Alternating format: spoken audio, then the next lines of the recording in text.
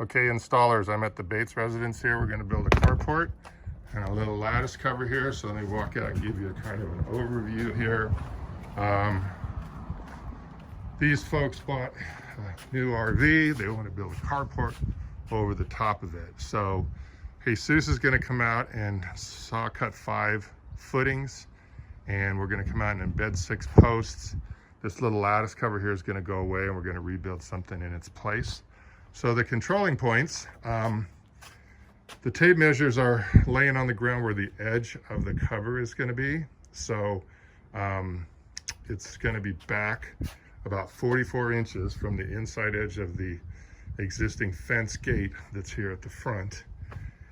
And the first post is going to be about 7 feet back. We're going to have a 3-foot cantilever from the post to the end of the cover here on both sides, and the posts are 10 feet apart going back to the rear of the coach. Okay, so when you come out to embed the post, I'll have Jesus will have all the footings ready, and I'll get you pretty specific dimensions on where to put the posts, because we want to be from the foundation to the inside edge of the post at 43 inches, I believe it was, to the side that's facing the motorhome here.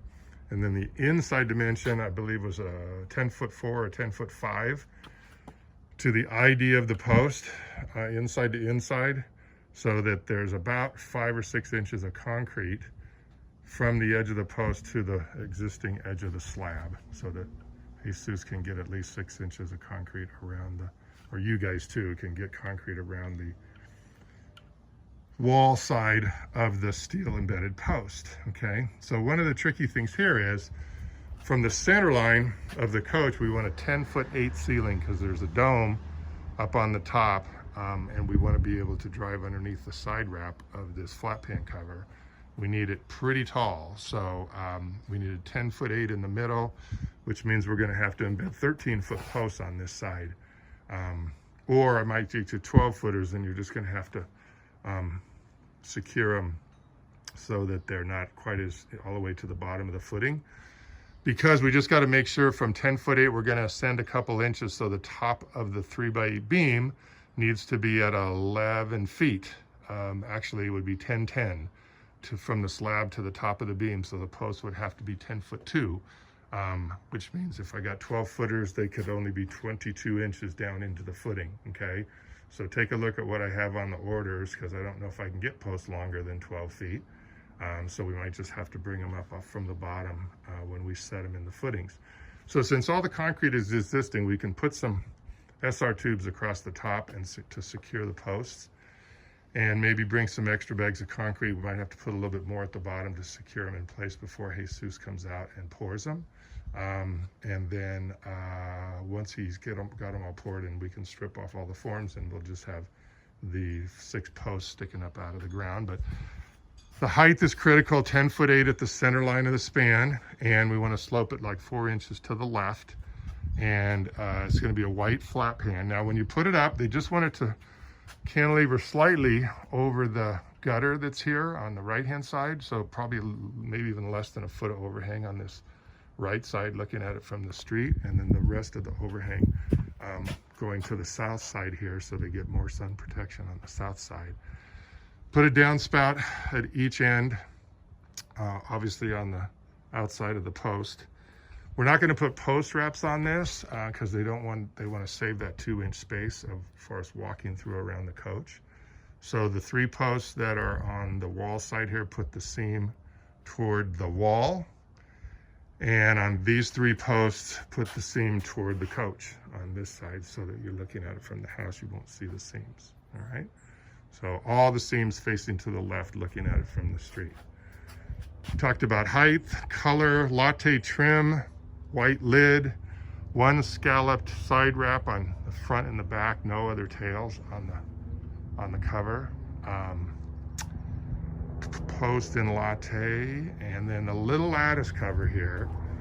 Kind of duplicate what's here. We're going to put the ledger back in the same location as the one that was here before. And then see how our new post is going to be here and here where the blue chalk is, right?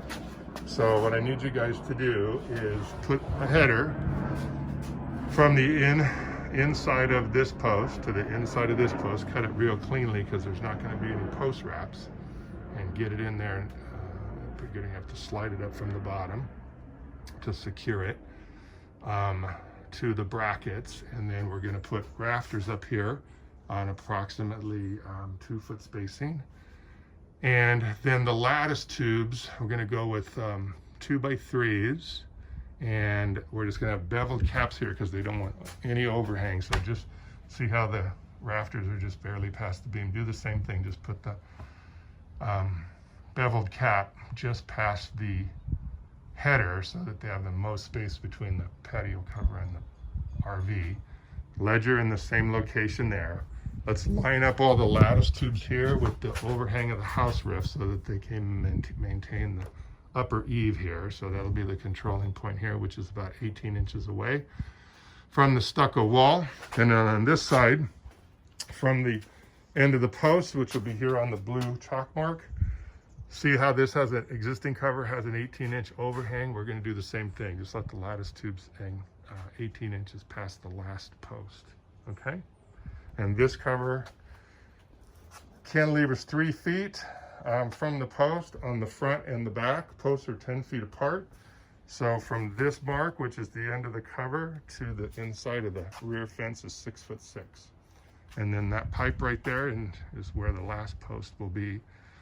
So it's going to cantilever over the bank a little bit, and it's going to cantilever this way. So you're going to have to get rather tricky with a ladder in that corner to try to finish off the corner of this cover, because it's going to be pretty tall. Remember, like 11 feet tall. So you may have to, hopefully if you just stand on this embankment, you might be able to reach everything that we need to reach in that corner.